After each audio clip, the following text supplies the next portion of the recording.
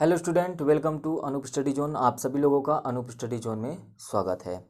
हम लोग आज से स्टार्ट करेंगे संधि। संधि क्या होता है, इससे पहले जानने से पहले आप लोगों को मैं बता दूं कि आप लोगों ने यदि इससे पहले की क्लासेस नहीं देखी हैं तो डिस्क्रिप्शन में लिंक दिया गया है, आप उसको जाके देख लीजिए। डिस्क्रिप्शन में लिंक आपको इससे पहले 3 क्लास का मिल जाएगा। जो हुआ है, एक तो आपका भाषा और लिपि हुआ है, और एक वर्तनी का हुआ है, और एक आपका वर्णमाला का हुआ है। तो 3 क्लासेस हो चुकी हैं और ये क्लासेस कंटिन्यू होती रहेंगी। और आज की क्लास में हम लोग क्या पढ़ेंगे, संधि पढ़ेंगे। जैसा कि आपको बोर्ड पे शो हो रहा है, तो आज हम लोग क्या पढ़ेंगे, संधि पढ़ेंगे। और यहाँ पर मैं आपको बता दूँ कि संधि, इसमें क्या है, कुछ मैंने एग्जाम्पल्स को मर्ज किया है जो कि आपके लिए बहुत ही इंपॉर्टेंट होंगे, बेनिफिट होंगे। तो चलिए स्टार्ट करते हैं। तो सबसे पहले संधि आई है बात, तो संधि कहते किसे हैं, संधि होता क्या है। आप लोगों ने सुना भी होगा कि जहाँ पर शब्दों के मेल को, है ना, शब्दों के मेल को या शब्दों के जोड़ को जब करते हैं तो क्या होता है, विकार उत्पन्न हो जाता है। तो उसे क्या, विकार का मतलब परिवर्तन, तो जो परिवर्तन उत्पन्न हो जाता है तो उसे संधि कहते हैं। मतलब कुल मिलाकर ये कि संधि का मतलब जोड़ होता है ना। जैसे हमारे बॉडी पर जहाँ भी हड्डियाँ हैं वो जहाँ पर जुड़ी होती हैं उसे हम लोग क्या कहते हैं, संधियाँ कहते हैं। तो वह बस वहीं जब हम लोग भाषा के संदर्भ में देखते हैं तो संधि का मतलब क्या हो जाता है, जहाँ पर क्या हो, शब्दों के या अक्षरों के क्या हो, मेल हो, जोड़ हो, और उनसे कोई परिवर्तन उत्पन्न हो जाए, विकार उत्पन्न हो जाए। ठीक है, तो यहाँ पर आप लोग साफ साफ लिख सकते हैं कि संधि का मतलब है जोड़ या मेल। संधि का अर्थ है मेल या जोड़। क्लियर है, तो ये हो गया।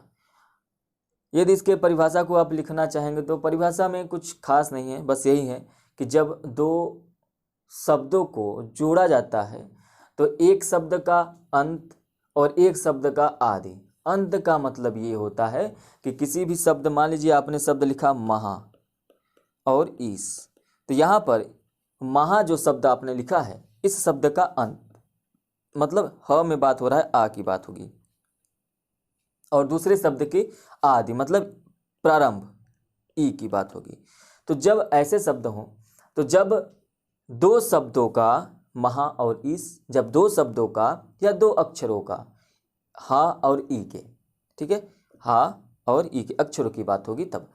तो जब दो शब्दों के, एक पहले शब्द के अंत का और दूसरे शब्द के आदि का जब योग किया जाता है, जोड़ किया जाता है, मेल किया जाता है, तो जो विकार उत्पन्न होता है उसे ही हम लोग कहते हैं, क्या कहते हैं, संधि कहते हैं।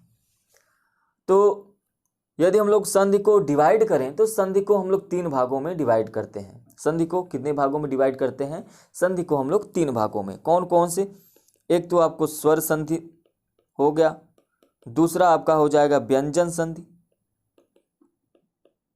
और एक आपका क्या हो जाएगा, विसर्ग संधि। विसर्ग संधि। तो 3 भागों में हम लोग क्या करते हैं, संधि को डिवाइड करते हैं। अब आपको ये जानना है कि यदि 3 भागों में डिवाइड हुआ तो कैसे पहचानेंगे कि कौन सा स्वर संधि है, कौन सा व्यंजन संधि है और कौन सा विसर्ग संधि है। तो कैसे पहचानेंगे इसको, तो 3 एग्जाम्पल के, 3 उदाहरण के माध्यम से हम लोग समझते हैं। तो सबसे पहला आपका जो उदाहरण है बोर्ड पे दिख रहा है, ये महा और ईस। दूसरा लेते हैं आपका जगत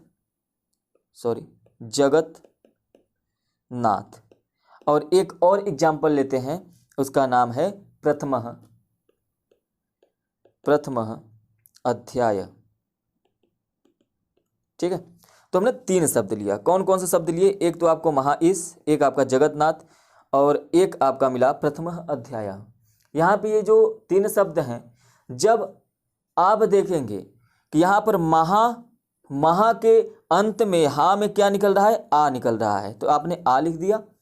और ईस के आदि में मतलब प्रारंभ में ई, यहाँ पे ई पे आप देखेंगे क्या, आ और ई, क्या निकला, आ और ई, मतलब यहाँ पर जो है स्वरों का मेल हुआ है।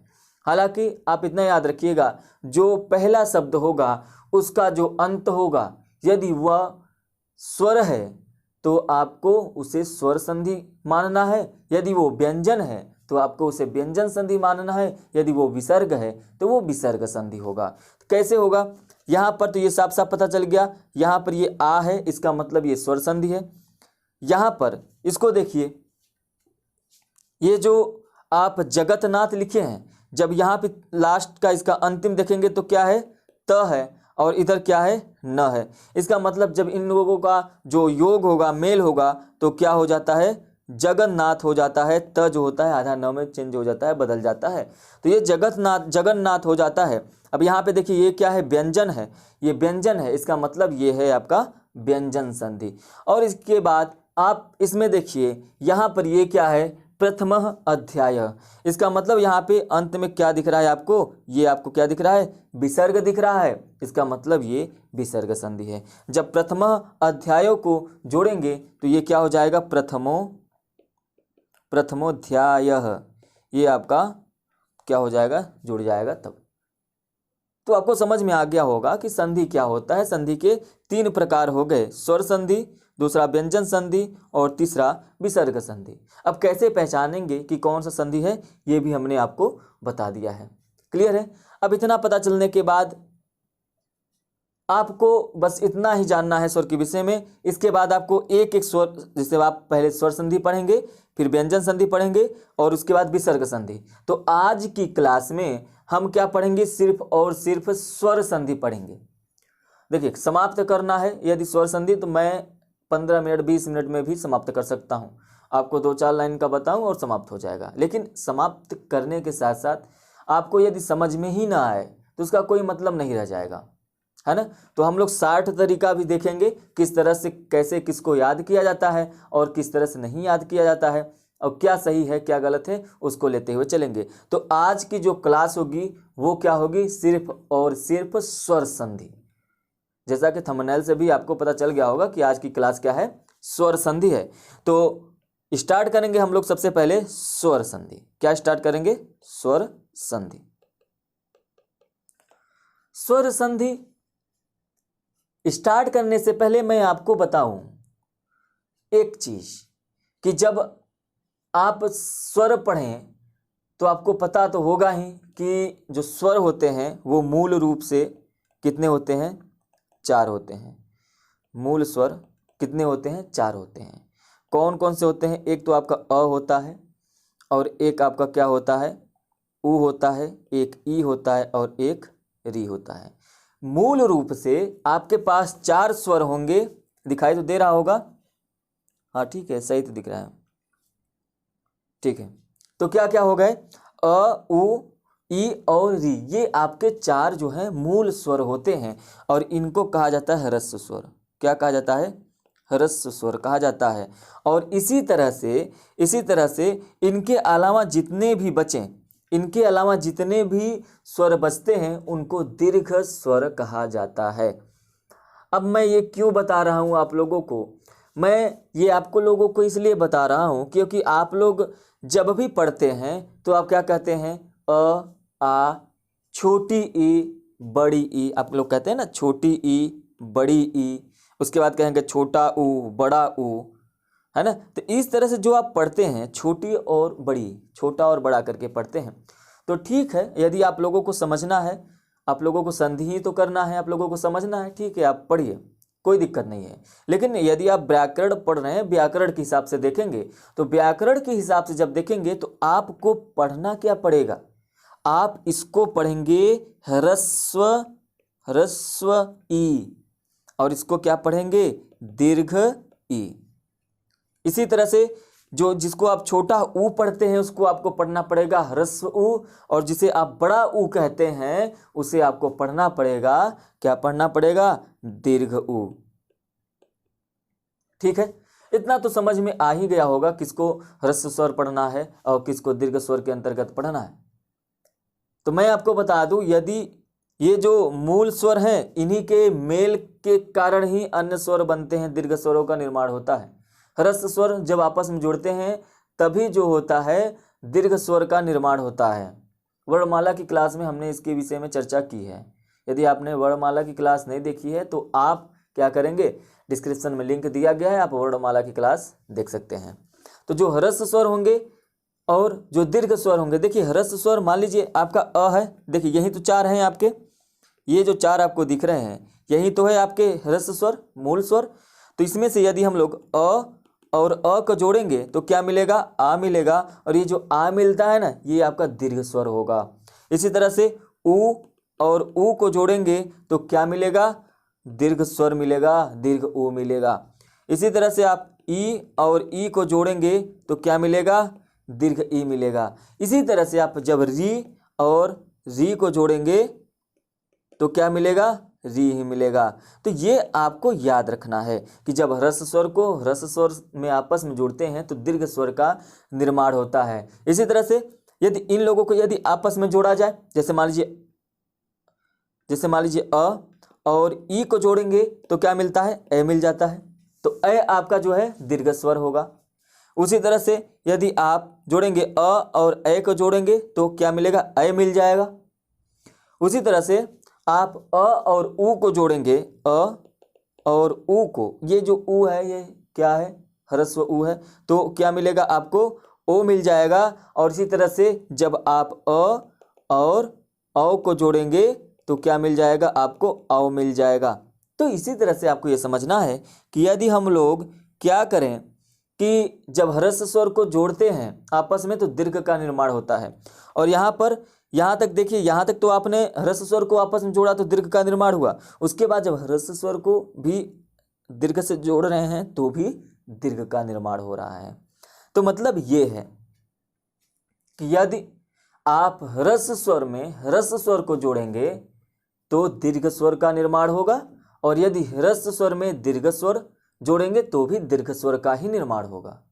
अब आपको तो ये बताना है नहीं कि ह्रस्व स्वर कौन कौन से होते हैं और दीर्घ स्वर कौन कौन से होते हैं। ये सारी चीज़ें हमको इतना विश्वास है कि ये क्या हो गया होगा, आपको क्लियर हो चुका होगा, है ना। यदि इतना क्लियर हो गया है तो हम लोग अब क्लास को क्या करते हैं, आगे बढ़ाते हैं। आज हम लोगों को पढ़ना क्या है, स्वर संधि पढ़ना है। स्वर संधि के अंतर्गत हम लोगों को ये जो 5 स्वर संधियां हैं उसको पढ़ना है। हमने बताया कि जो संधि होता है वो 3 होते हैं, स्वर संधि, व्यंजन संधि और विसर्ग संधि। अब यहां पर जो स्वर संधि है उसके विषय में आज की क्लास में चर्चा होगी। सबसे पहले दीर्घ स्वर की बात करेंगे, दीर्घ संधि की बात करेंगे, दीर्घ स्वर संधि भी कह सकते हैं इसको। तो सबसे पहले दीर्घ संधि की बात होगी, उसके बाद गुण संधि, वृद्धि संधि, यड़ संधि और अयाद संधि। ये आपके 5 जो है क्या है, स्वर संधि है ना। ये आपके 5 स्वर संधि है। तो सबसे पहले इतना आप सभी लोगों को यदि समझ में आ गया होगा तो इसके बाद हम लोग चलते हैं, स्टार्ट करते हैं दीर्घ संधि को। ठीक है, दीर्घ संधि को देखते हैं। तो सबसे पहले दीर्घ संधि, दीर्घ स्वर संधि को पढ़ते समय आपको ये याद रखना है। तो देखिए, हम जब भी कोई संधि पढ़ेंगे तो पहले उसकी शॉर्ट फॉर्मेशन देख लेंगे, शॉर्ट फॉर्म को देख लेंगे किस तरह से क्या होता है, उसके बाद एक एक करके देखेंगे, है ना। तो जो दीर्घ संधि होता है, जैसा कि हमने अभी बताया कि चाहे आप ह्रस्व स्वर को ह्रस्व स्वर में जोड़िए तो दीर्घ उत्पन्न होगा, या तो फिर ह्रस्व को दीर्घ में जोड़ेंगे तो भी आपका क्या आएगा, दीर्घ संधि, दीर्घ स्वर ही आएगा। तो यहां पर इस दीर्घ संधि में यही होता है कि आप क्या करेंगे, एक दूसरे, देखिए जब यहां पर हम लोग क्या करते हैं, अ या आ को अ या आ में जोड़ते हैं तो आपको क्या मिलेगा, आ मिलेगा। उसी तरह से आप यदि ह्रस्व ई या दीर्घ ई को ह्रस्व ई या दीर्घ ई में जोड़ेंगे तो आपको क्या मिलेगा, दीर्घ ई मिलेगा। उसी तरह से यदि आप ह्रस्व उ या दीर्घ उ को ह्रस्व उ या दीर्घ उ में जोड़ेंगे तो आपको क्या मिलेगा, उ मिलेगा। और आपको पता है कि यदि री और री को जोड़ेंगे तो आपको री मिलेगा। ये होता है दीर्घ संधि। और दीर्घ संधि जो होता है उसमें आपको ये समझना है कि दीर्घ संधि में जब आपके 2 शब्द या 2 अक्षर जब आपके मेल खाएंगे तो एक का अंत देखना है और एक का आदि देखना है। अंत का मतलब पहले शब्द का आप अंत देखेंगे और वहीं तो डिसाइड करता है कि स्वर संधि है या व्यंजन संधि। तो हम स्वर संधि पढ़ रहे हैं, सभी स्वर होंगे। तो पहले शब्द का हम लोगों को आदि देखना, अंत देखना है, और दूसरे का आदि देखना। आदि का मतलब प्रारंभ। तो यही आपके जो ये बोर्ड पे दिख रहा है, यही आपके हैं दीर्घ संधि। अब चलिए देखते हैं कैसे। मान लीजिए ये आ से आ मिलेगा तो भी आ ही आएगा, अ से अ मिलेगा तो भी आ ही आएगा, या तो अ से आ मिला दीजिए तो भी आपका क्या आएगा, अ से आ मिलाएंगे तो भी आपका आ ही आएगा। भी दोनों में चाहे जैसे करके उल्टा सीधा करके जुड़ेगा तो दीर्घ संधि के तहत दीर्घ स्वर ही आएगा। इसमें से चाहे जैसे मिला दीजिए, ई ही आएगा, ऊ से मिलाएंगे तो ऊ ही आएगा, री से मिलाएंगे तो री ही आएगा। अब यहां पर आपके सामने कुछ एग्जाम्पल्स हैं और इन्हीं एग्जाम्पल्स के माध्यम से हम लोग समझेंगे। तो सबसे पहले एक एक करके देखेंगे। यहां पे क्या है, यहां पर है आपका अ धन अ इक्वल टू बराबर आ। अ और आ, अ के मेल को हम लोग देखेंगे। तो यहां पे देखिए क्या है, उत्तम धन अंग मतलब उत्तमांग, मतलब अ और अ जुड़ा तो आपको क्या मिला, आ मिला। कैसे, उत्तम का ये जो अंत म है इसमें क्या होगा, अ।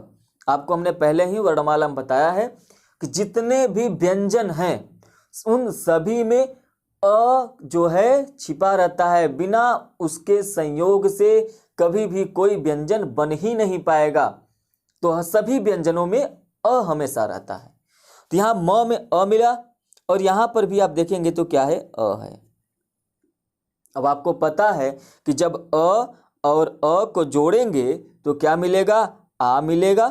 तो यहां पे देखिए उत्तम और अंग मतलब उत्तमांग, यहां पे ये आपका देखिए आ का मात्रा म में जुड़ गया। इसी तरह से सभी एग्जाम्पल्स जो हैं आपके सामने, सभी एग्जाम्पल्स ऐसे ही हैं। ये है अद्य, यहां पर भी अ आया।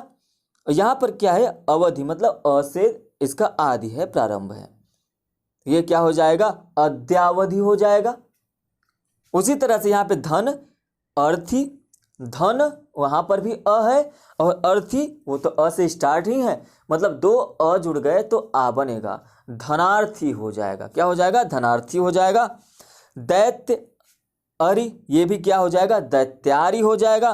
राम अवतार में दोनों में अ धन अ है, मतलब रामावतार हो जाएगा। याद रखिएगा ये जो आ मिलेगा ये हमेशा इस पहले शब्द के अंत में ही जुड़ेगा, और यदि इधर आदि में अ है तो वो हट जाएगा। जैसे यहां पे देखिए देह धन अंत है। अब ध्यान से देखिए, देह में ह में अ है तो अ, और यहां पर अंत में भी अ से प्रारंभ है तो आ जुड़ेगा, मतलब ह में क्या जुड़ जाएगा, आ जुड़ जाएगा, मतलब देहा हो जाएगा। और यहां से अ हट जाएगा, अंत हो जाएगा, मतलब जुड़ेगा तो देहांत हो जाएगा, है ना। उसी तरह से वेद और अंत में देखेंगे तो वेदांत हो जाएगा। शरण अर्थी में शरणार्थी हो जाएगा। देखिए ड में आपका आ जुड़ा। सत्यार्थी में सत्यार्थी हो जाएगा। सूर्य अस्त में सूर्यास्त हो जाएगा। अब यदि आपसे कभी दे दिया कि बताइए ये जो सूर्यास्त है ये कौन सा संधि है, तो आप आंख मूंद के कह दीजिए कि ये दीर्घ संधि है। क्यों, क्योंकि जब आप इसको तोड़ेंगे तो सूर्य धन अस्त करते हैं, तो यहाँ पर भी अ और यहाँ पर भी अ, इसका मतलब आ मिला। आ आपका दीर्घ स्वर होता है, दीर्घ संधि हो गया।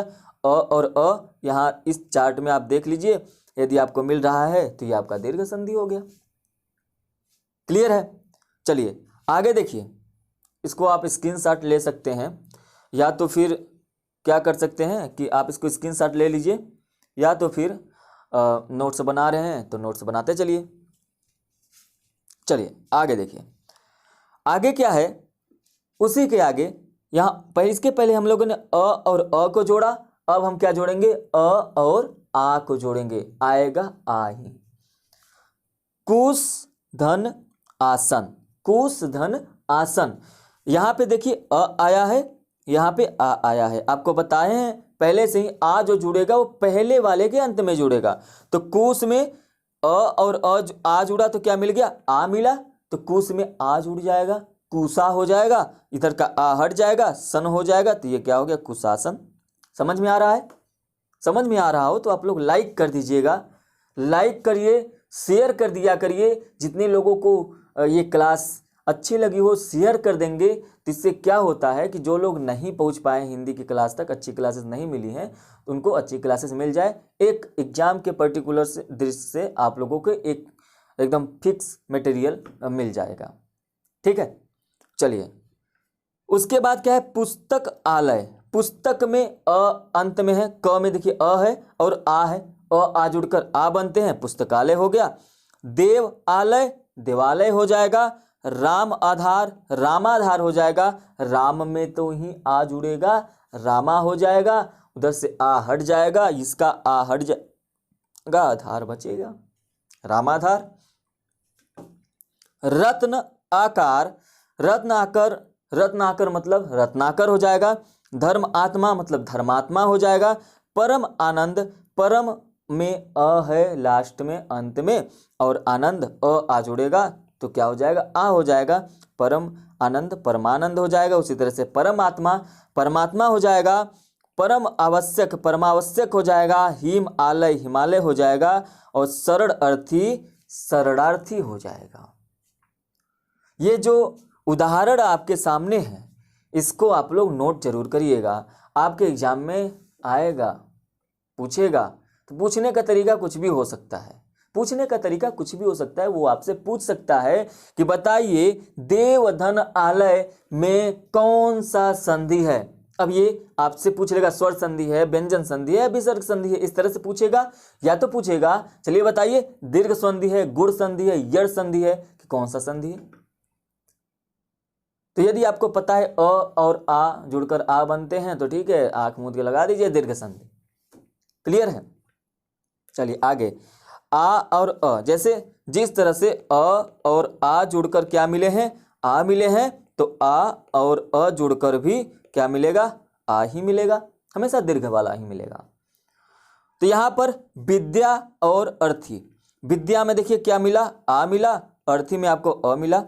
देखिए आ और अ मिलकर क्या मिलेगा, आ ही मिलेगा। तो इस तरह से यहां पर विद्या तो विद्या है ही, पहले से ही आ है, तो यहां से अ हट जाएगा, क्या हो जाएगा, विद्यार्थी हो जाएगा।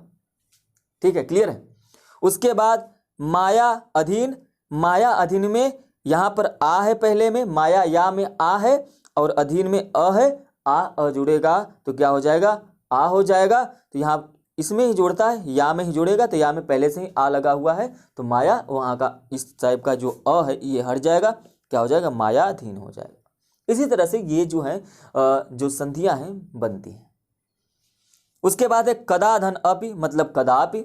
उसके बाद है विद्याधन अनुराग मतलब विद्यानुराग। उसके बाद है व्यवस्था धन अनुसार मतलब क्या है, ये व्यवस्था अनुसार है। ठीक है, क्या हो जाएगा, सॉरी,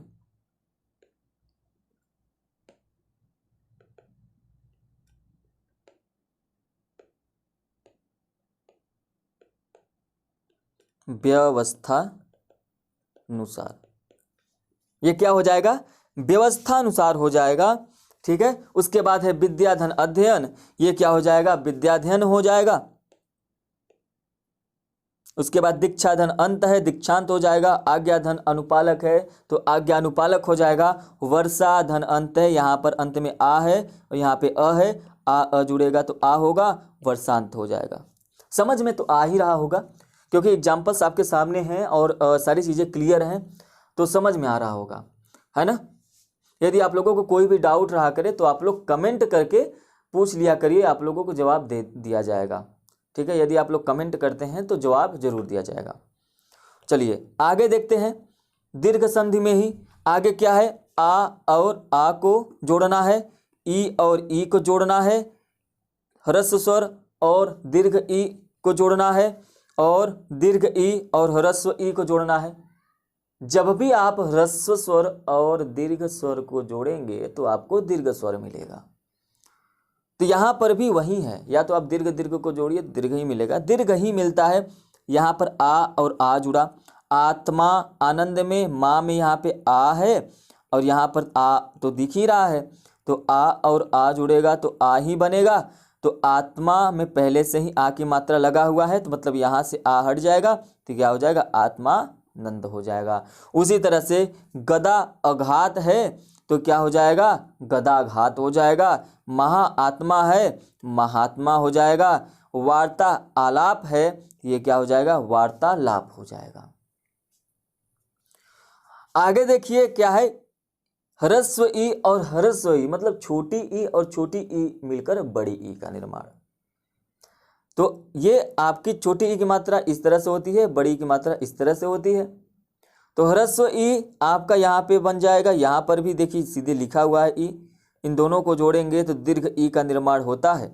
तो देखिए यहाँ पर ई और ई, तो ये क्या हो गया, बड़ी ई। एक तरह से आप समझिए, हमने आपको बताया इसे अति लिखा है और उसके बाद ईव लिखा है। उसके बाद देखिए हमने आपको बताया है कि अति और ई, यहाँ पर भी आपको ई मिला, यहाँ पर भी आपको मिला, मतलब अब यहाँ पे आपको दीर्घ ई का निर्माण करना है। और जोड़ना किसमें होता है, पहले शब्द के अंत में।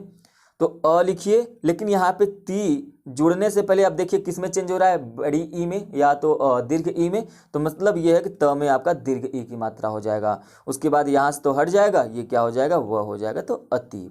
इसी तरह से ये सभी के एग्जाम्पल ऐसे ही हैं, ऐसे ही सभी को करना है। अभी इष्ट है तो अभिष्ट हो जाएगा, मुनि इंद्र है तो मुनिंद्र हो जाएगा, रवि इंद्र है तो रविंद्र हो जाएगा, प्रति इति है तो प्रतीति हो जाएगा, और छिति इंद्र है तो छितिंद्र हो जाएगा। छोटी ई जैसे कि आप लोग बोलते हैं, सभी लोग लगभग बोलते ही हैं, तो छोटी ई और छोटी ई जुड़ेगा तो बड़ी ई बनेगा। ह्रस्व ई और ह्रस्व ई जुड़ेगा तो दीर्घ ई बनेगा। क्लियर है? आगे देखिए, आगे क्या है, ह्रस्व ई और दीर्घ ई, ये भी दीर्घ ई ही बनेगा। जैसे कपिधन ईस है तो कपीस हो गया, इसी कप के पी में ही आपको बड़ी ई की मात्रा लगाना है, कपीस हो जाएगा। गिरिधन ईस है, गिरीस हो जाएगा। और क्षितिधन ईस है, क्षितिज हो जाएगा, क्षितिस हो जाएगा। अधिधन ईश्वर है तो अधीश्वर हो जाएगा। परिधन इच्छा है तो परीक्षा हो जाएगा। वारिधन ईस है, वारिस हो जाएगा। यही आपको समझना है। और देखिए ये तो संधि हो गया। संधि विच्छेद क्या होता है, जब हम किसी शब्द को दिए हुए को इस तरह से तोड़ देते हैं तो वो संधि विच्छेद हो जाता है, विच्छेद हो जाता है उसका। एग्जाम में इस तरह से भी पूछता है कि बताइए कपीस का संधि विच्छेद क्या होगा। इसके लिए आपको सीखना पड़ेगा कि कपीस में बड़ी ई है तो क्या कपि क्या होता है, छोटी की मात्रा होती है तो आप छोटी ई कपि करेंगे, और उसके बाद आप ईस में बड़ी ई होती है तो ईस। तो इसके लिए जितना आप क्या करेंगे, सॉल्व करेंगे प्रश्नों को, उतना ही आपको समझ में आएगा।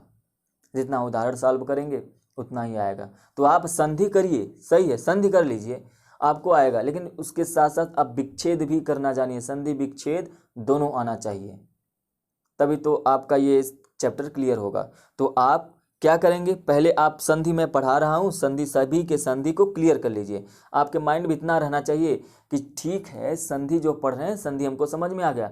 तो एक काम करते हैं, यदि आपने नोट्स बनाया है तो अपने नोट्स से ही सभी का विच्छेद करना सीखिए।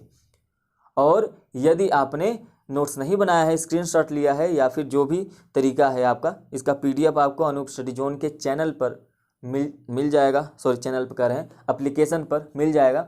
अनूप स्टडी जोन का एप्लीकेशन इंस्टॉल कर लीजिए, आपको प्ले स्टोर पर मिल जाएगा।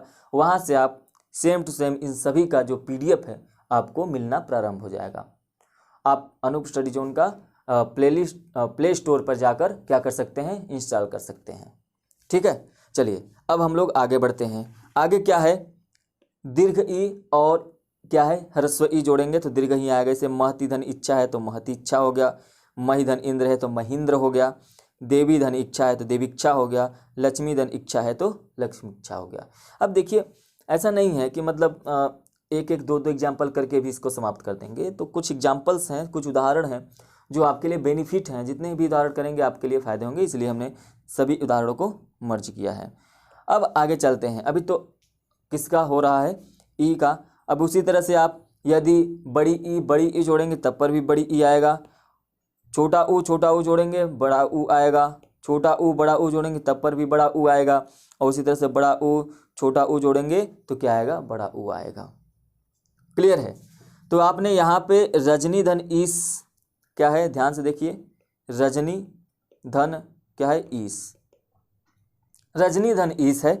तो यहाँ पे आपका क्या है, बड़ी ई धन बड़ी ई, इसका मतलब क्या है आपका, ये क्या हो जाएगा, बड़ी ई हो जाएगा। क्लियर है।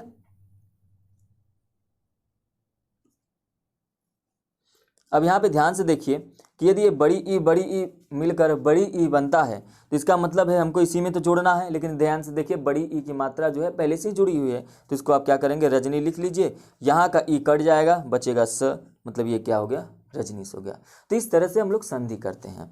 आगे देखिए, मही धन ईस है तो महिष हो गया, ठीक है, क्लियर है। लक्ष्मी धन ईस है तो लक्ष्मीश हो गया। नदी धन ईस है, नदीश हो गया, नदीश को समुद्र कहते हैं। गौरी धन ईस है तो गौरीश हो गया। पृथ्वी धन ईश्वर है तो पृथ्वीश्वर हो गया। और श्री धन ईश है तो श्रीश हो गया। क्लियर है। तो ये सारी चीज़ें जो हैं ये आपके दीर्घ संधि की हैं। अब इसके बाद आगे देखिए, उ और ऊ के लिए, उ और ऊ के लिए क्या है, गुरु धन उपदेश है। यहाँ पर आपका अभी क्या है, ऊ है, और ये भी आपका ऊ है। हमने आपको बताया था कि यदि किसी व्यंजन में ह्रस्व ऊ या दीर्घ ऊ, मतलब छोटी ऊ या बड़ी ऊ की मात्रा किस तरह से लगाया जाता है, वर्णमाला की क्लास में हमने आपको बताया था। तो यहाँ पर आप आराम से देखिए कि जब ये दोनों जुड़ेंगे तो बड़ी ऊ मिलेगा, और बड़ी ऊ की मात्रा इस तरह से लगता है। तो यहाँ पर आप देखेंगे गुरु उपदेश हो गया। क्लियर है। भानु उदय मिलकर भानुदय हो गया। अब यहाँ पर आपको ध्यान से देखना है, यहाँ पर ये क्या हो जाएगा, भानुदय हो जाएगा, और ये जो मात्रा है ये बड़ी होगा, ठीक है। भानुदय आपको भानुदय हो जाएगा। उसके बाद क्या है, विदुधन उदय आपका विदुदय हो जाएगा। लघु उत्तर हो जाएगा। साधु उपदेश आपका साधु उपदेश हो जाएगा। आपको यही ध्यान देना है कि यदि छोटी ऊ जुड़ेगा तो बड़ी ऊ हो जाएगा। यहाँ पर देखिए, धातु उष्मा, यहाँ पर भी बड़ी ऊ हो रहा है। सिंधु उर्मी, सिंधुर्मी हो रहा है। बहु ऊर्ध्व हो रहा है, ठीक है, बहुर्ध्व हो गया। इसी तरह से बहुर्ज हो गया। लघु उर्मी, लघुर्मी हो जाएगा। भानु ऊर्ध्व हो जाएगा। तो आपको यहाँ पर जब छोटी ऊ या बड़ी ऊ जब जुड़ा दोनों तो क्या हो जाएगा, बड़ी ऊ। मतलब कुल मिलाकर ह्रस्व ऊ या दीर्घ ऊ जब जुड़ा तो आपका क्या हो जाएगा, दीर्घ ऊ हो जाएगा। इसमें देखिए, स्वयंभू उदय, यहाँ पर स्वयंभू आपको पता है कि ये जो ऊ की मात्रा जुड़ेगी इसी में जुड़ेगी, तो पहले से लगी हुई है, मतलब यहाँ का ऊ काट दीजिए तो यह आपका जुड़ जाएगा, क्या हो जाएगा, स्वयंभूदय हो जाएगा। बधु उपालंभ, आपको इतना याद रखना है कि जब भी हम जैसे इसमें जोड़ते हैं तो आप देखिए कहीं इसमें छोटी ऊ की मात्रा नहीं लगी, जैसे ये वाला, ऐसा नहीं है कि आँख मूंद कर लगाते चलिए, तो ध्यान दीजिएगा इसको। वधु उपालंभ है तो वधु लापंभ हो गया। चमु उत्तम है तो चमुत्तम हो जाएगा। वधु उत्सव है तो वधुत्सव हो जाएगा। क्लियर है। चलिए आगे चलते हैं, आगे देखते हैं। आगे देखिए, दीर्घ संधि का ये दोनों लास्ट चीजें हैं, लास्ट संधियां हैं। इन दोनों संधियों को ध्यान से देखिए।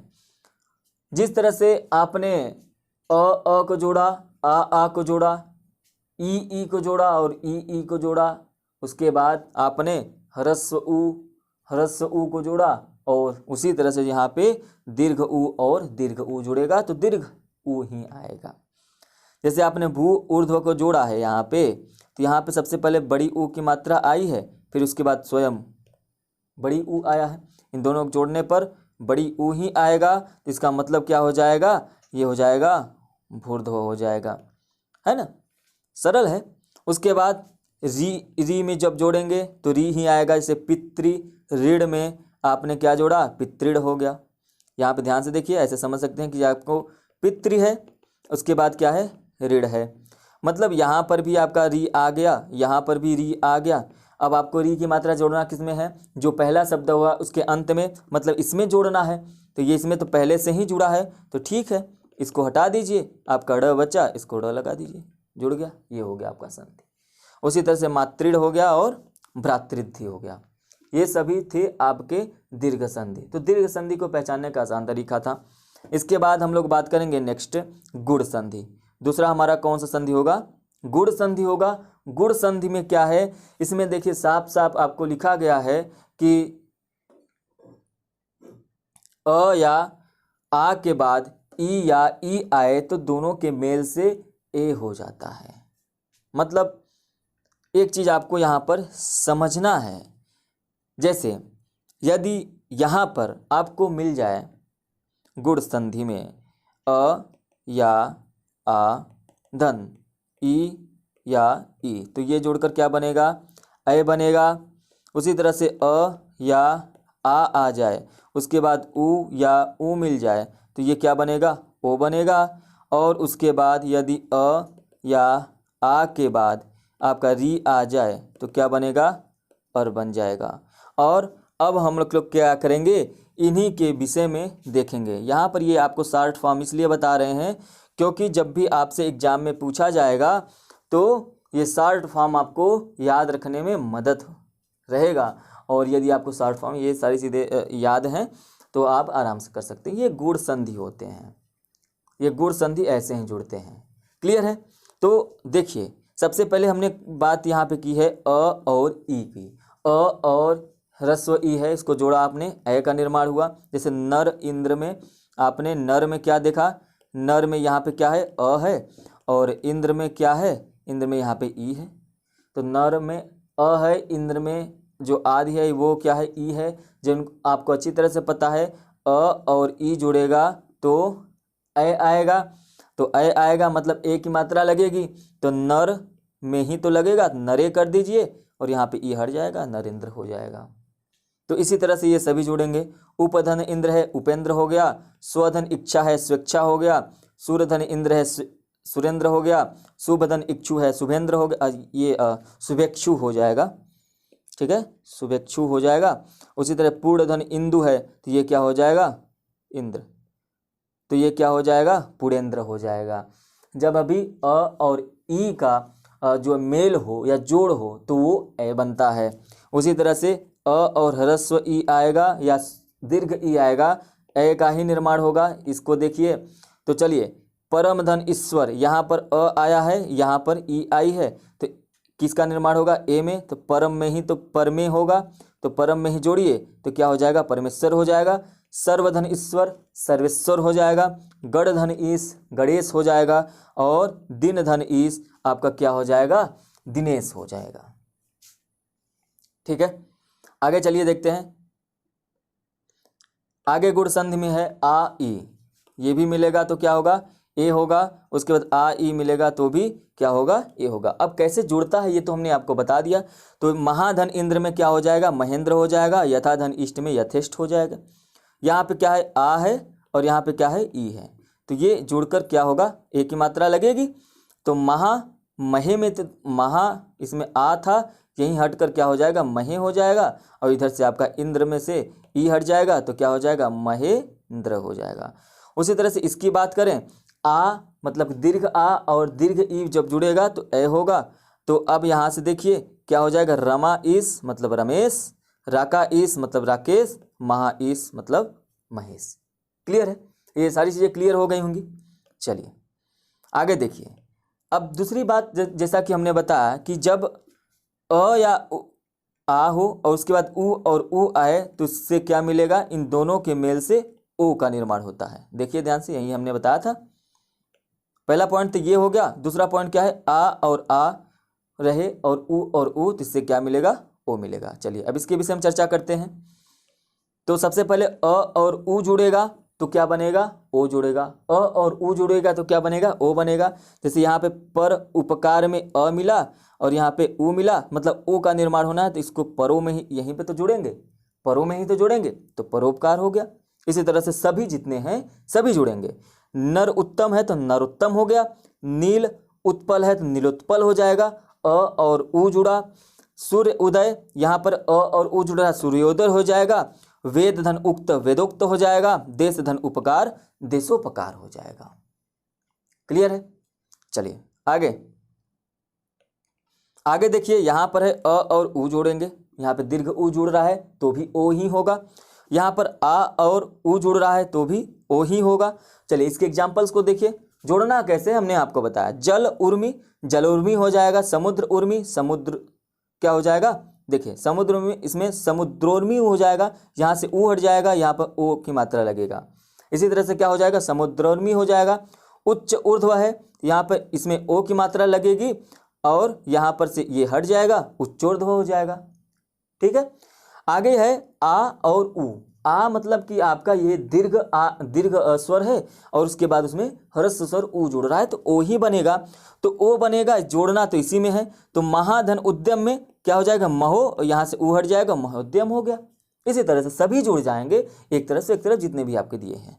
तो महा उपकार जो है महोपकार हो जाएगा, महाउदय महोदय हो जाएगा, महाउपदेशक महोपदेशक हो जाएगा, विद्या उन्नत विद्योन्नति हो जाएगा, और महाउत्सव महोत्सव हो जाएगा, गंगा उदक गंगोदक हो जाएगा। यदि आप लोगों को कुछ नहीं समझ में आ रहा है तो आप लोग कमेंट करके जवाब ले सकते हैं, जवाब जरूर दिया जाएगा। ठीक है, आगे देखते हैं। आगे गुण संधि में क्या है, आ और उ जुड़ेगा। आ और उ ये आपका क्या है, दोनों के दोनों दीर्घ हैं और ये आ भी रहा है दीर्घ। तो जैसे महाऊर्जा, महाऊर्जा, जाहिर सी बात है ओ आ रहा है तो हमको यहीं पे जोड़ना है ओ, तो महो इसको हटा देंगे तो महूर्जा बन जाएगा। इसी तरह से सभी होंगे। गंगा उर्मी है तो गंगोर्मी हो जाएगा, महाउर्मी है तो महुर्मी हो जाएगा। क्लियर है? ठीक है, आगे देखते हैं। आगे क्या है, इसके बाद हमने कहा था अ और आ में क्या जुड़ जाए, री जुड़ जाए, तो क्या मिलेगा, क्या मिलेगा, अर मिलेगा। यहां पर भी देखिए और यहां पर भी देखिए, ये तो हमने बताया था, ध्यान से देखिए। यहां पे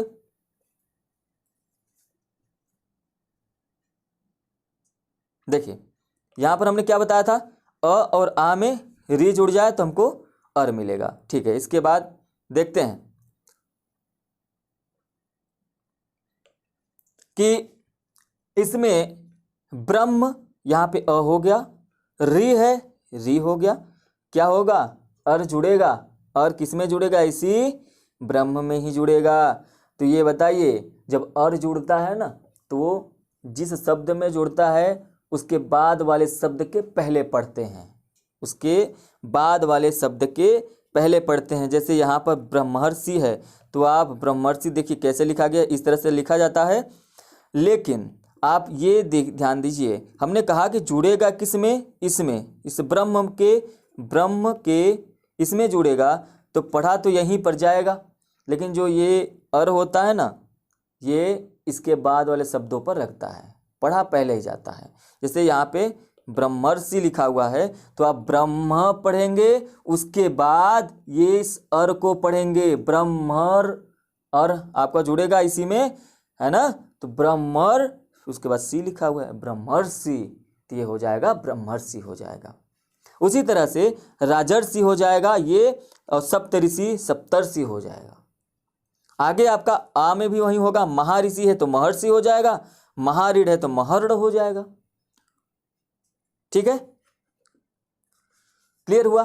तो ये जो लाइन लिखा हुआ है इसको याद रखिएगा, ये हमने पहले ही बता दिया हालांकि, कि जो ए होता है और ओ होता है और अर होता है, यदि तीनों आपको मिल गए तो ये गुण संधि के लक्षण होते हैं।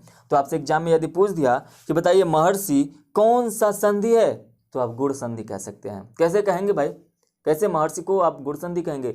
यदि आपको संधि करना आता है तो आप कर लेंगे। महर्षि का विच्छेद करेंगे, तो महर्षि का जब विच्छेद करेंगे तो आप तो एक तो गलत लिख सकते हैं, मह धन क्या करेंगे, ऋषि लिखेंगे, इस वाले अर का तो री ही होता है। लेकिन आपको पता है या तो अ जुड़ेगा या तो आ जुड़ेगा, लेकिन यहाँ पे आपका महा होता है, महाऋषि जुड़ता है। तो आ में जब री जुड़ता है तो ये आप याद रखिए, री किस में जुड़ता है, ये आपका गुण संधि में जुड़ता है। री जुड़कर री ही होता है, इसके पहले हमने बताया। लेकिन यहाँ पे है अ या आ में री जुड़ेगा तो अर आता है। क्लियर है? तो ये तो हो गया आपका गुण संधि। अब इसके बाद तीसरा नंबर आपका है वृद्धि संधि। ठीक है, वृद्धि संधि की बात करेंगे। वृद्धि संधि जो होता है इसमें क्या होता है, इसमें भी जो होते हैं 2 पॉइंट होते हैं, 2-3 पॉइंट। पहले क्या है कि अ या आ के बाद ए और या तो ए आ जाए तो दोनों के मेल से ए हो जाता है। अ या आ के बाद ए या ए आ जाए तो दोनों के मेल से क्या होता है, ए होता है।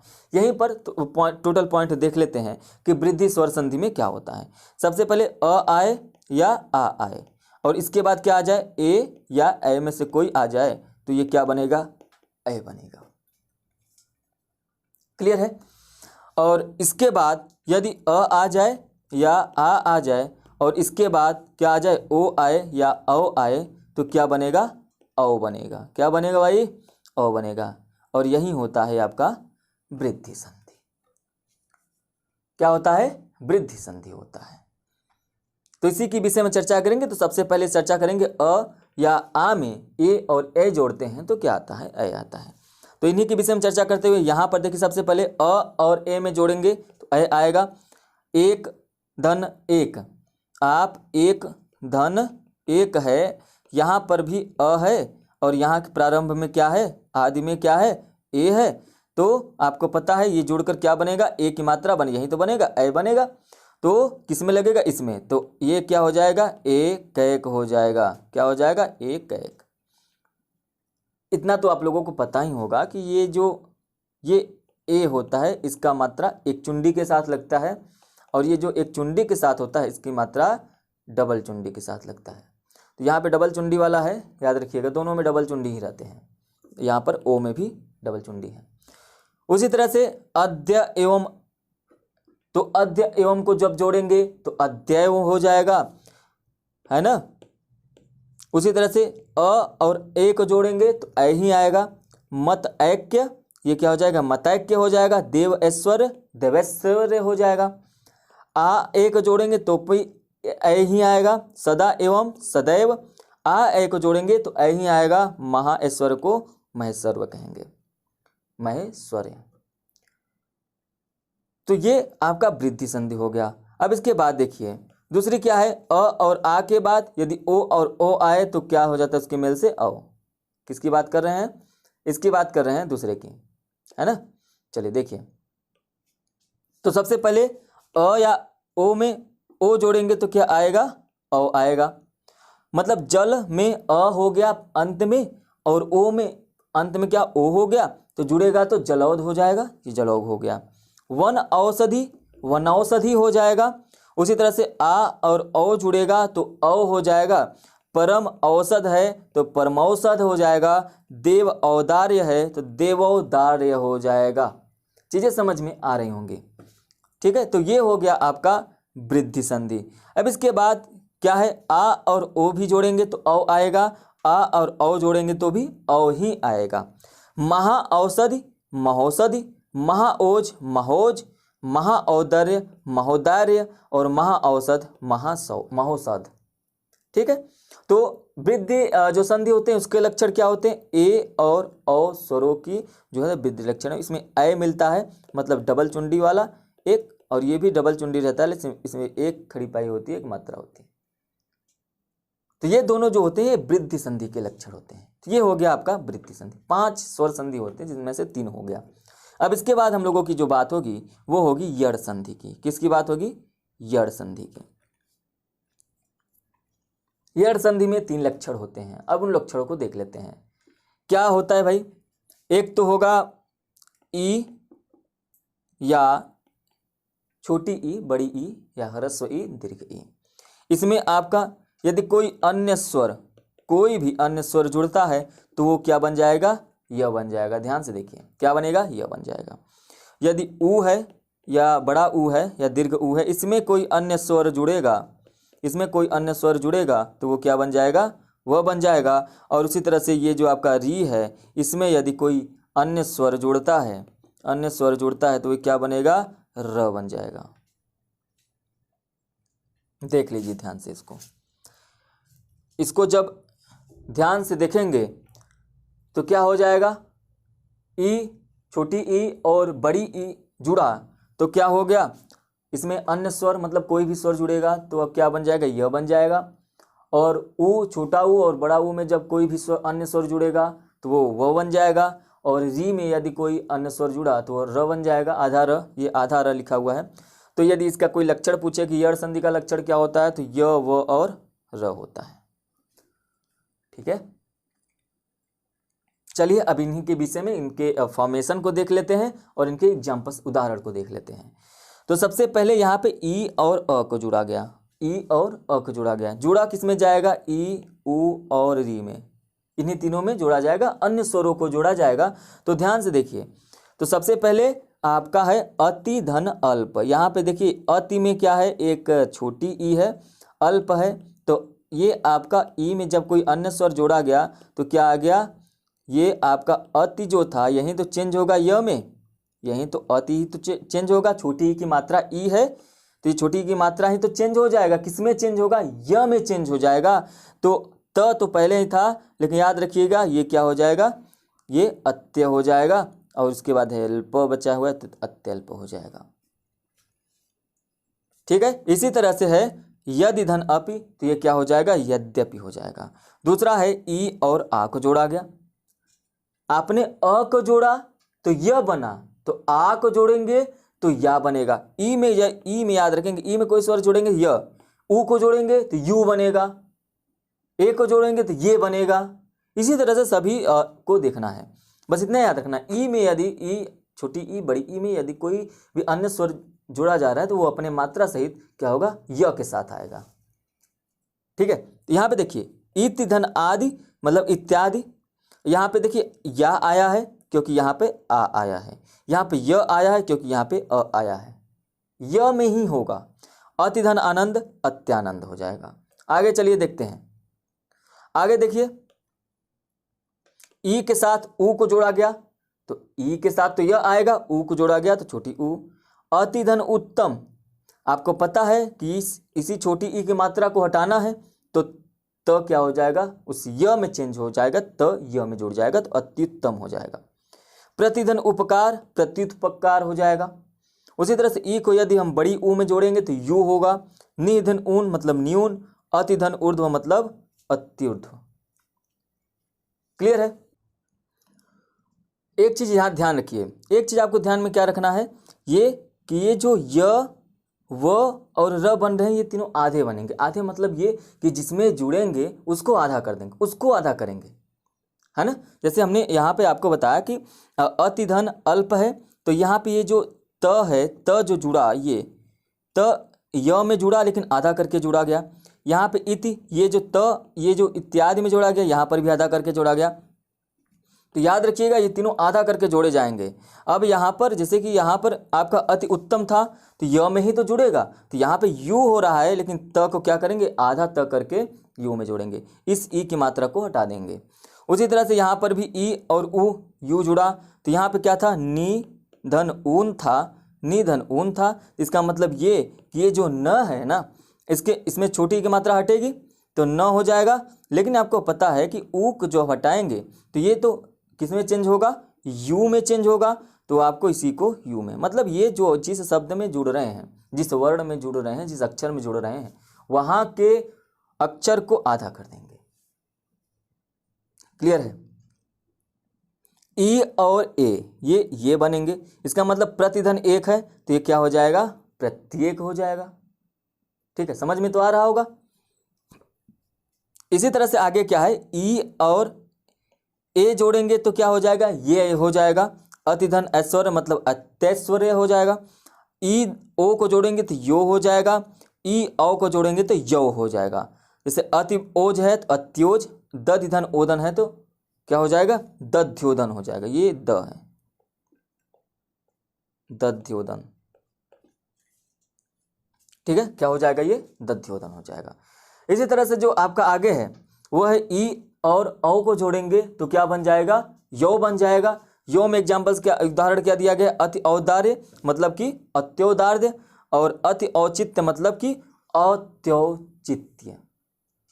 ठीक है, चलिए आगे देखते हैं। आगे उसी तरह से इसको हमने जोड़ा, यहाँ पे ई और अ को जोड़ा तो य बना, ई आ को जोड़ा गया तो या बना, और ई ऊ को जोड़ा गया तो यू बन जाएगा। ठीक है, ई ऊ को जोड़ा गया तो यू बन जाएगा, ई ए को जोड़ा गया तो ये बन जाएगा, ई औ को जोड़ा गया तो यो बन जाएगा। क्लियर है। तो ये सभी आपके एग्जाम्पल्स हैं, इसको आप लोग क्या करेंगे, ध्यान से एक इस पॉज करके वीडियो आप लोग इसको पढ़िए और अपने से क्या करेंगे, थोड़ा सा इसको कोशिश करिए विच्छेद करने की। देख कर ही विच्छेद करिए लेकिन कोशिश करिए अपने से। जैसे मैंने बताया कि जब भी आप विच्छेद करेंगे, जो आपका पहला शब्द होगा उसके अंत शब्द में ही चेंजेस करने हैं, स्वर संधि में, है ना, उसके अंत में। आदि का कोशिश करिए कि हटा ही दीजिए जो आदि होगा, क्योंकि वो स्वर ही होगा, स्वर को तो हटाना ही पड़ेगा जब चेंजेस करेंगे तो ये इसको आप लोग देख लीजिए। यदि इसमें से कुछ नहीं समझ में आता है तो आप क्या करेंगे, कमेंट करके आप पूछ सकते हैं, आपको रिप्लाई दे दिया जाएगा। ठीक है, रिप्लाई जरूर दिया जाएगा। आगे यड़ संधि में अब दूसरा पॉइंट पे आते हैं, जिसमें हम लोग व को चेंज करते हैं। जैसे हम लोगों ने सभी ई के साथ जितने भी अन्य मात्रा को लगाया और अन्य मात्रा को लगाते ही य के फॉर्म में चेंज हो गया। जैसे ई के साथ आपने अ लगाया तो य, उ लगाया तो यू, ओ लगाया तो यौ। उसी तरह से यदि हम अब उ के साथ, या छोटी उ बड़ी उ दोनों की बात कर रहे हैं, इसके साथ यदि हम क्या करेंगे, अब इनके फॉर्मेशन को छोड़कर, जैसे उ के साथ उ जोड़ेंगे तब तो ये आपका दीर्घ स्वर हो जाएगा, लेकिन उनके फॉर्मेशन को हमेशा छोड़कर क्या करेंगे, कोई भी अन्य स्वर लगाएंगे तो वो व में चेंज हो जाता है। किस में चेंज हो जाएगा, व में चेंज हो जाता है। और ये जब व में चेंज होता है इसका मतलब ये कि यदि आप उ के साथ अ लगाते हैं तो व, औ लगाते हैं तो वो, उ लगाते हैं तो वो हो जाएगा। अब यहां पर यही आपको ध्यान देना है कि जो फॉर्मेशन है उसको छोड़ना है। जैसे कि यहां पे आप देखेंगे उ के साथ क्या है, उ नहीं मिलेगा। ठीक है, ऐसे इससे पहले वाले में आपने क्या देखा होगा, ई के साथ ई नहीं मिला होगा, ई के साथ ई नहीं मिला होगा, और ई के साथ दोनों के साथ ऐसा कोई फॉर्मेशन नहीं मिला होगा, और ना ही अब इसमें मिलेगा। तो मतलब जब भी ई के साथ अन्य स्वर हमने बोला, उसी तरह से उ के साथ अन्य स्वर हम बोल रहे हैं। अन्य स्वर का मतलब वो स्वर नहीं होंगे सेम टू सेम। आइए यहाँ पर देखते हैं। यहाँ पर जब आप उ और अ को जोड़ेंगे तो व बनेगा, उ और आ को जोड़ेंगे तो वा बनेगा, उ और ई को जोड़ेंगे तो वी बनेगा, उ और ए को जोड़ेंगे तो वे बनेगा, उ और आए को जोड़ेंगे तो वह बनेगा।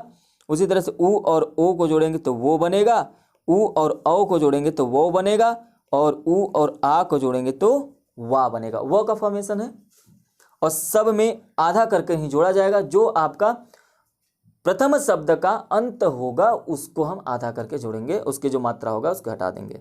जैसे यहाँ पे सु अल्प है तो सु में उ का मात्रा है, इसको हटा देंगे और इसको स को क्या करेंगे, आधा कर देंगे। यहाँ पे अ है तो अ को ही हटा देंगे। अब यहाँ पे उ और अ को जोड़ने पर क्या मिल रहा है, वो मिल रहा है, तो वह लगा दीजिए। अल्प बचा है तो अल्प कर दीजिए। समझ में आया। तो उसी तरह से आप मनु अंतर में भी मनवंतर हो जाएगा, सुआगत में स्वागत हो जाएगा, लघु आदि में लघुआदि हो जाएगा। उ और बड़ी ई को जोड़ेंगे तो बड़ी ई की मात्रा ही वह पे लगी होगी, तो अनु धन इक्षण है तो अनुक्षण हो गया। कैसे हो गया, यहाँ पर न को आधा कर देंगे और ई को इसको हटा देंगे, क्या करेंगे वी लगाएंगे, तो अ नी और ये क्षण यहाँ पर बचा है, इसको कर लीजिए। तो इसी तरह से ये चेंजेस हो जाते हैं। उसी तरह से क्या होगा, उ और ए में जोड़ेंगे तो अनु एसर का अन्वेषण हो जाएगा, अल्प ऐश्वर का अल्पेश्वर हो जाएगा, लघु ओष्ठ का लघुष्ट हो जाएगा, गुरु औदर्य का गुवोर्दार्य हो जाएगा। उसी तरह से वधु आगमन का वध्वागमन हो जाएगा। क्लियर है। चलिए अब हम लोग यड़ संधि का लास्ट पॉइंट देखेंगे। लास्ट पॉइंट में हमने क्या बताया था, यदि री के साथ यदि कोई अन्य स्वर आता है, अन्य स्वर मतलब री के साथ री नहीं आएगा, जैसा कि हमने बताया था री के साथ यदि री आ गया तो आपका दूसरा संधि हो जाएगा। तो यहाँ के अन्य स्वर आएगा तो ये किस में चेंज होता है, र में चेंज हो जाता है। और यदि ये र में चेंज होता है तो इसका मतलब ये है कि जो पहले वाला रहेगा उसी में र जोड़ेंगे। यहाँ पर देखिए क्या है, री धन अ मतलब र, री धन आ मतलब रा, री धन ई मतलब री, और री धन उ का मतलब रू। क्लियर है। तो पहला एग्जांपल देखिए, पितृधन अनुमति, पितृधन अनुमति, री और अ आपने जोड़ा तो आधा र जुड़ेगा, आधा र किस में जुड़ेगा, इसी में जुड़ेगा। तो त को तो आधा करके ही जाएगा और र लगा के जाएगा, तो री की मात्रा ये हट जाएगा। समझ में आ रहा है ना, री की मात्रा ये हट के जाएगा। तो चलिए इसको हम लोग अच्छे समझते हैं। ये आपका पितृ दिया हुआ है, धन अनुमति दिया हुआ है। अब ध्यान से समझिए इसको, कि पितृधन अनुमत में री का दिया हुआ है, अ का दिया हुआ है और आधा र लेके जाएगा। इसका मतलब यहाँ पे री का हटेगा, यहाँ पे अ हट जाएगा। इसी त को वो आधा करके जाएगा और र को लगा के जाएगा। मतलब पी अपने स्थान पे, त को आधा कर दीजिए और ये आपका त्र लगा दीजिए, आधा र लगाएगा। और ये उसके बाद बचा क्या, नुमति बचा, नुमति लगा दीजिए। ये आपका संधि हो गया, संधि हो गया। उसी तरह से री और आ का मातृआज्ञा है, मातृ धन आज्ञा है। अब इसको क्या करेंगे, इसमें देखिए री और यहाँ पे आ दोनों को हटाना पड़ेगा, हटा दीजिए। तो यहाँ पे माँ है, इसको माँ लिख दीजिए, त को आधा करना पड़ेगा, त आधा कर दीजिए और र को लगाना पड़ेगा, मातृ हो गया। और आ जुड़ा, रा यहाँ पे जुड़ेगा तो रा मात्रा हो गया और यहाँ पे क्या बचा, मात्रा क्या हो गया। इसी तरह से मातृ उपदेश का क्या हो जाएगा, मात्रा उपदेश हो जाएगा। ठीक है, क्या हो जाएगा, ये थोड़ा सा मिसप्रिंट है, मातृ उपदेश है ना, ये रू है ना, तो मातृ उपदेश हो जाएगा। ठीक है, समझ में आया? ठीक है। अब इसके बाद हम लोग बात करेंगे अयाद संधि की। अयाद संधि थोड़ा सा आपको समझना पड़ेगा। हालांकि ये जो है हिंदी में रूढ़ माने जाते हैं, तो एग्जाम में लेकिन पूछा जाता है, तो हिंदी में रूढ़ माने जाते हैं, उससे कुछ नहीं हुआ। ये संस्कृत में जो है ये जो शब्द हैं संस्कृत के हैं, तो आप इतना याद रखिएगा, प्रश्न इनसे भी पूछे जाते हैं। तो इसका मतलब ये नहीं कि अयाद संधि को हमको नहीं पढ़ना है, अयाद संधि भी पढ़ना है। क्लियर? अब इसमें देखिए, इसमें क्या देखना है, इसमें ऐसे समझिए कि इसका जो फॉर्मेशन होगा कैसे होगा। हमने यहाँ कहा ए ओ औ के बाद यदि कोई असवर्ण स्वर हो, है ना, तो इनके स्थान पर क्या हो जाएगा, अय हो जाएगा। मतलब ए के स्थान पे अय हो जाएगा, आय हो जाएगा, अव, ये अव है, अव हो जाएगा, और क्या ये क्या है, आव है, आव। ठीक है, तो चलिए इसके फॉर्मेशन को हम लिख के आपको बता देते हैं। असवर्ण का मतलब क्या है कि असमान, मतलब अन्य स्वर, इनके अलावा। तो यहाँ पे यदि ए है, इसके बाद यदि अन्य स्वर आता है तो ये अय हो जाता है। क्या हो जाता है, अय हो जाता है।